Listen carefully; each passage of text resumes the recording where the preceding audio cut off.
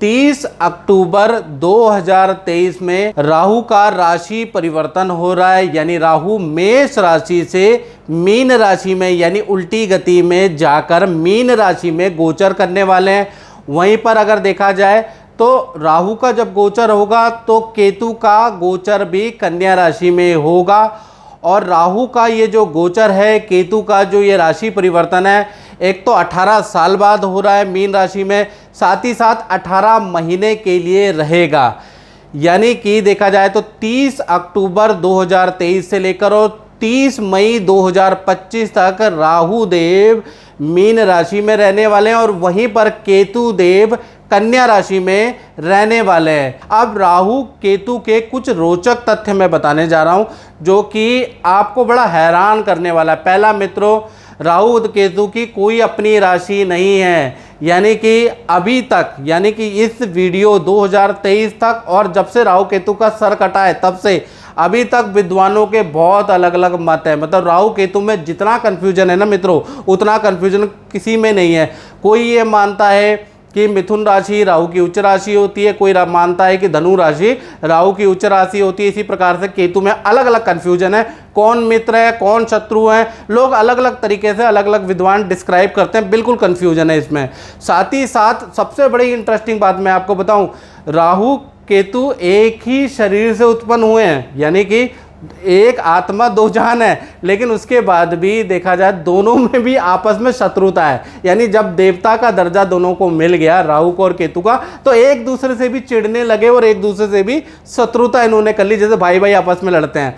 इसी तरह से देखा जाए तो दूसरा इंटरेस्टिंग पॉइंट क्या है, राहु जिसकी कुंडली में प्रबल होता है ना, वो बहुत बड़ा कॉपी कैट होता है। अब कॉपी कैट का मतलब कि ऐसे व्यक्ति के अंदर चालाकी और देखिए चालाकी जन्मजात होती है। ऐसे लोग बहुत चालाकी करते हैं, बुद्धि से बहुत तेज होते हैं। साथ ही साथ किसी चीज़ की कॉपी करने में जैसे कहते हैं ना, जूते की कॉपी बना ली, सॉफ्टवेयर की कॉपी बना ली, उसकी नकल बना ली, कॉपी करने में बड़े एक्सपर्ट होते हैं, ओरिजिनल को भी मात देते हैं। जिनका राहु अच्छा होता है, याद रखिएगा स्टूडेंट, जिनका भी राहु अच्छा होता है तो कहीं ना कहीं केंद्र त्रिकोण में बैठा है, शनि की राशि, बुध की राशि, शुक्र की राशि में बैठा है, तो मान के चलिए ऐसे लोग कॉपी कैट बड़ी जल्दी कर लेते हैं। किसी की लाइफस्टाइल को फॉलो करना, कोई टेक्नोलॉजी की कॉपी करना बहुत अच्छा कर लेते हैं और सक्सेसफुल हो जाते हैं।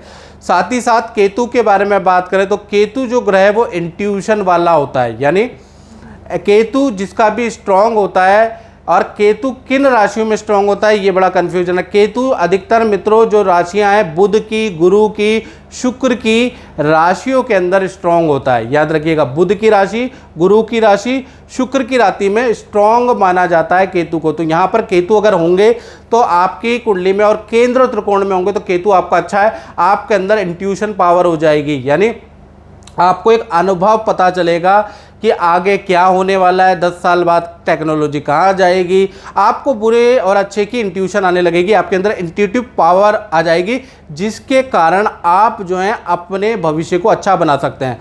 तो राहु और केतु दोनों अगर अच्छे हो जाते हैं तो कहीं ना कहीं एक में चालाकी बहुत अच्छी मिलती है और एक में इंट्यूटिव पावर ज़्यादा मिलती है। साथ ही साथ एक और इंटरेस्टिंग पॉइंट बताता हूँ, राहु केतु हमेशा वक्री होते हैं, यानी कि हमेशा उल्टे ही चलते हैं, लेकिन इनकी दृष्टि सीधी होती है। याद रखिएगा, इनकी जो दृष्टि होती है कुछ विद्वानों के अनुसार 5वीं, 7वीं और 9वीं दृष्टि होती है, याद रखिएगा। और विज्ञानों को मतलब विद्वानों के अलग अलग मत भी हैं राहु को लेकर, कोई 5वीं, 9वीं और 7वीं दृष्टि मानता है, कोई कहता है कि इनकी जब कोई राशि ही नहीं है तो इनकी दृष्टि का कोई महत्व नहीं है, लेकिन मैंने खुद अनुभव में देखा कि इनकी दृष्टि का महत्व होता है। साथ ही साथ देखा जाए तो राहु जब भी राशि परिवर्तन करता है, जैसे कि 30 अक्टूबर 2023 में राहु देव राशि परिवर्तन कर रहे हैं, तो 9 महीने यानी शुरू के जो 9 महीने आपको अच्छा या बुरा दोनों इफेक्ट ज़्यादा मिलेगा,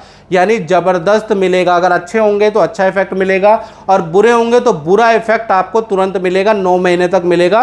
फिर अंतिम के जो 9 महीने वो कहीं ना कहीं नॉर्मल होते हैं, यानी कि 9 महीने ज़्यादा इसका अच्छा या बुरा इफेक्ट मिलता है। चलिए अब बात करते हैं कन्या राशि पे राहु के गोचर का क्या प्रभाव रहेगा। कन्या राशि वाले ध्यान से देखें, आपके सप्तम भाव में राहु का गोचर हो रहा है। सप्तम भाव मैरिड भाव होता है, यानी कि इसका ज़्यादा ध्यान देना है, शादीशुदा लोगों को ध्यान देना है, जो रिलेशन में है, लव कपल है, उनको ध्यान देना है, जो मैं अब बात बताऊंगा। साथ ही साथ सप्तम भाव पार्टनरशिप और व्यापार का है, यानी व्यापारियों के लिए ये गोचर कैसे ज़्यादा इफेक्ट करेगा।